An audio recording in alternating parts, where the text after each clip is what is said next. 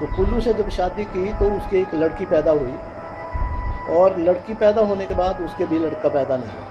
तो राजाओं का ये था कि क्या हमारी हिंदू संस्कृति में भी ये है कि लड़का जरूरी है वंश को चलाने के लिए। क्या आप अब भी इस बात को मानते हैं? क्या आप भी इस बात को मानते हैं? नहीं, एक तो हमारे जो वेद शास्त्र है अगर हम उनको मानते हैं तब तो हमें चाहिए, क्योंकि ऋषि मुनियों को भी बाद में, जब एक ऋषि का नाम मैं भूल रहा हूँ सॉरी, तो उसको भी जब बुढ़ापा आ गया ना तो उसको ये ज्ञान हुआ कि वंश को चलाने के लिए जो है वो पुत्र का होना जरूरी है। और वो उसने शिक्षा पता कहाँ से ली थी, एक घास का वो झुंड था, उसको एक चूहा जो है नित्य प्रति थोड़ा थोड़ा काटता रहता था, और वो घास का झुंड इतना नीचे से खाली हो गया कि वो घास ही सूख गया। तो इस तरह से उसको एक ज्ञान मिला और उसने बाद में शादी की, तो बाद में वो संतान पैदा की। तो ऋषि मुनियों का भी ये मत रहा है।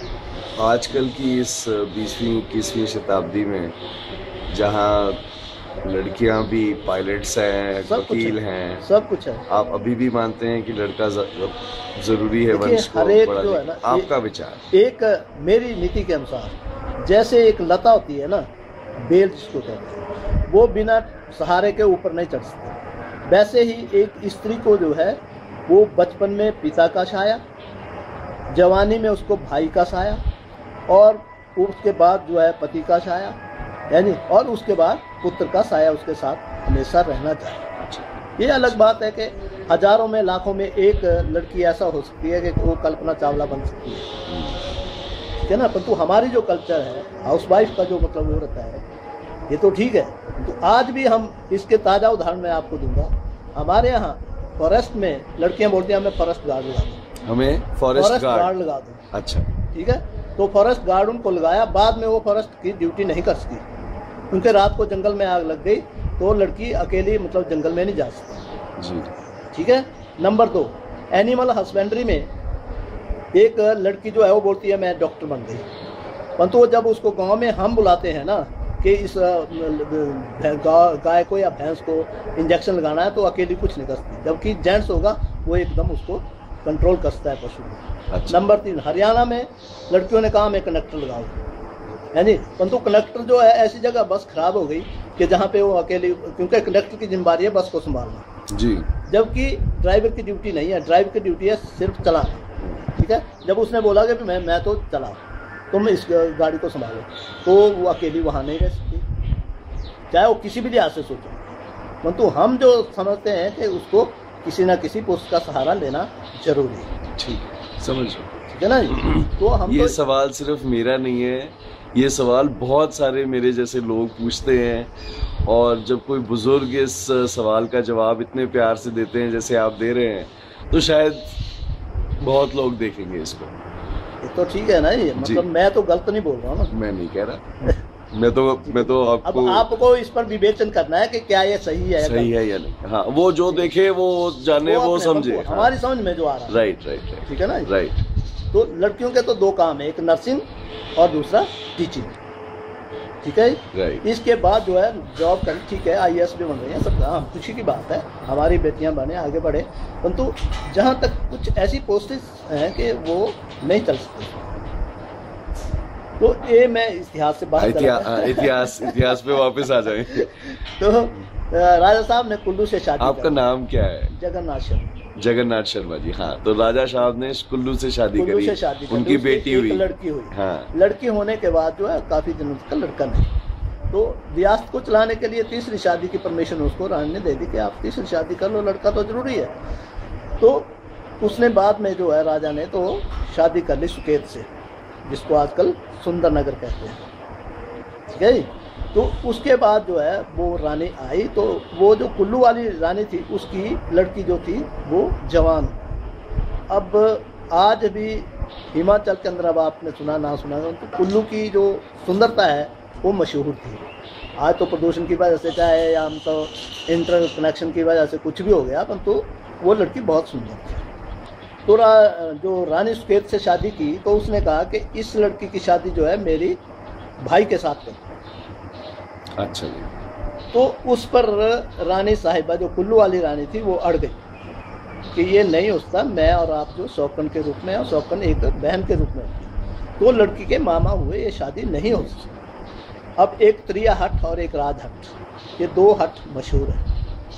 अब एक तरफ राजा को नई रानी से प्यार ज़्यादा था, क्योंकि दूसरी पुरानी हो गई थी, पुरानी वस्तु जब हो जाती है तो थोड़ी सी दूर हो जाती। तो नई जो रानी थी उसने राजा साहब को मना, उसकी वजह से जो है वो राजा साहब राजी हो गए कि उसके भाई के साथ उसकी सगाई करने और सुकेत सुंदरनगर चले। जैसे ही वो गए तो रानी साहिबा ने लड़की को गोद में बिठा के और चिता लगवा के उसके साथ जितने भी उसके नौकर चाकर थे, गाय थी, घोड़ा था, हर एक मतलब कुल मिला के 24 जीव यहाँ पे भस्म हो गए। अच्छा। महल को आग लगा, वो भस्म हो गए। अब इस देवता की वो बाबा नार सिंह की पूजा करते थे। तो राजा साहब जैसे वापस आए तो महल खाली हो गया। बाद में राजा को अब उस रानी की वजह से, गुस्से की वजह से वो प्रकोप हो गया, या देवता की वजह से प्रकोप हो गया कि उसको खाना खाना तो उसमें कीड़े नजर आए, पानी पीना तो उसमें खून नजर आए, पलंग पे सोना तो नहीं चाहिए, मतलब उसके लिए मुश्किल हो गया जीना ही। बाद में उन्होंने सोचा कि अब जीने से कोई फायदा नहीं है, क्योंकि मैं जी नहीं सकता। तो उन्होंने एक मन में संकल्प किया कि अब जाकर के काशी में थोड़ा जाकर के प्रायश्चित करेंगे और वहाँ पे फिर बाद में गंगा में प्रवाह हो जाए। तो उन्होंने ये डिसीजन ले लिया, परंतु जो उनके प्रजा थी उसने कहाँ जाने देना, और वो यहाँ से फिर रात को निकले। अब 10-11 बजे के बाद लोग सोए होंगे तो यहाँ से निकले, तो स्वार घाट के आसपास जाकर के सुबह हो गई, फिर भी रियासत तो वही थी, राजा को पहचानना था लोगों ने।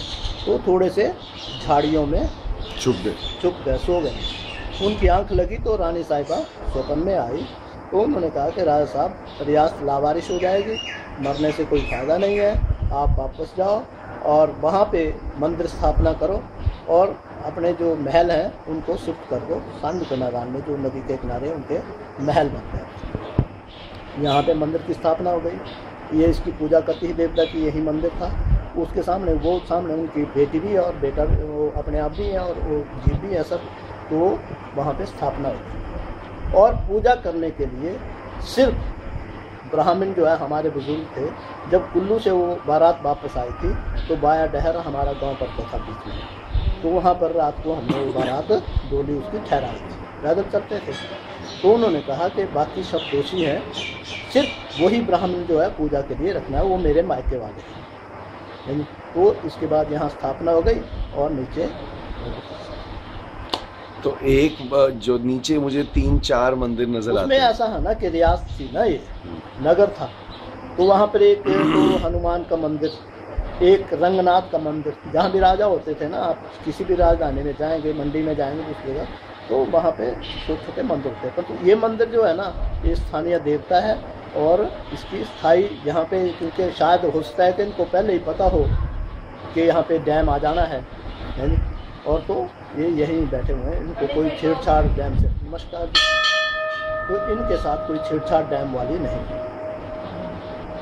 ये है बात। जो नीचे ये इतनी अच्छी झील है, मंदिर हैं और डेवलपमेंट के नाम में डैम बना, आप इसको शायद देखते 50 साल से ज़्यादा हो गए हैं। 60 में आया था, 62 में पानी ठीक कर दिया था। अच्छा, तो ये डैम कब बना? 1962 में पानी स्टैंड हो गया। अच्छा, और इस डैम की वजह से काफ़ी आगे जाके डेवलपमेंट हुई हरियाणा में। हरियाणा को पंजाब में अकालियों ने इसलिए छोड़ दिया था कि हरियाणा बेकार का इलाका था, परंतु इस गोबिंद सागर की वजह से जो है वो पंजाब से ज़्यादा डेवलप हरियाणा। पर ये वाला जो एरिया ये हिमाचल में है। ये हिमाचल, हाँ, अभी हम हिमाचल में हैं, बिलासपुर हिमाचल में। केतपुर के पास जाकर के वहाँ पर एक बैरियर है, हाँ। वहाँ से नीचे आगे के बाद पंजाब से। अगर एक मैसेज देना हो आपने आजकल के युवाओं को, क्या मैसेज हो?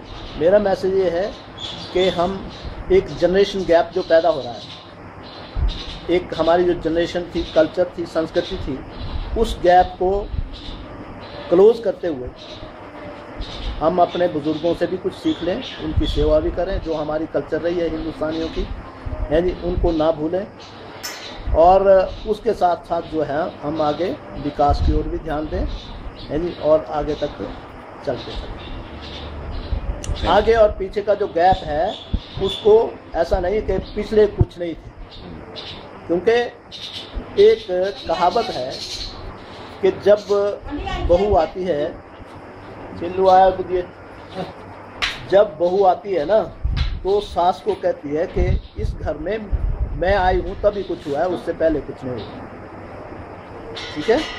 परंतु माँ कहती है कि तेरा ये जो पति है, जो तू जिस पे मतलब अपना मैं ना होती तो मैं ना होती तो वो होता ही ना, है नहीं, तो ये होता ही नहीं, ठीक है। तो इस वजह से जो है वो लड़कियों को भी थोड़ा सा, आज हमारी कल्चर जो है ना उसको छोड़ के, आज आप दिल्ली में मतलब देखते हैं हर रोज एक टीवी पे समाचार आता है रेप का, क्यों? क्योंकि हमारा पहनावा ठीक नहीं है, ठीक है। एक समय था कि मर्द नंगा घूमता था और औरतें पूरे पर्दे में रहती थी, आज औरतें नंगी हो रही हैं और पुरुष जो है वो फिर भी पर्दे में रह रहा है, उसकी वजह वो अपने आप देख कर रहे हैं। और ये जो टॉप और जिन है ना, ये बाहर की बातें हैं, हमारा कल्चर ऐसा नहीं है, वहाँ पे ओपन सेक्स जो है ओपन है, वहाँ पर कोई है। परंतु हमारी कल्चर, अगर 100 में एक लड़की मतलब नंगी घूमेंगी ना तो उसकी नज़र जो है ना सबकी उस पर, ठीक है ना जी। तो हमें 100 के साथ जो 99 है ना उनके साथ ही रहना चाहिए, हमें अलग से दिखावा नहीं करना चाहिए। That's your message to India. पहरावे तो सुधारेंगे तो ये अपने आप जो इतना भी मतलब लॉ एंड ऑर्डर बिगड़ रहा है ना, ये सब बिगड़ रहा है। Ladies and gentlemen, thank you for watching puneetsachdeva.com. मैं बिलासपुर हिमाचल प्रदेश में रात को रुका था और अभी हमीरपुर के रास्ते आज होशियारपुर, अमृतसर और जम्मू की तरफ जाऊंगा। मेरी उंगलियां थोड़ी सी सूजी हुई हैं कल की मोटरसाइकिल राइड से, थोड़ी पीठ में भी दर्द है, लेकिन जब आप देश के काम में निकलते हैं तो अपनी दर्दें सब भूल जाती हैं और बहुत अच्छा लगा। मैंने कोई ये वीडियो प्लान नहीं किया है जगन्नाथ शर्मा जी के साथ, मैं सिर्फ मंदिर में आया, मुझे 2 बकरियां नज़र आई, मैं उनके पीछे पीछे चलता रहा और मेरे से इन्होंने कोई सवाल नहीं पूछा, तुम कौन हो, कहाँ से आए हो, ये क्यों कर रहे हो। शायद इसी को कहते हैं वाइब्स, कि मैंने इनकी तरफ कुछ रेज भेजी, इन्होंने वो रेज को रिसीव किया और मेरे से इतने प्यार से बात की। ये है भारत, कुशल Bharat, efficient India. Thank you for watching puneetsachdeva.com।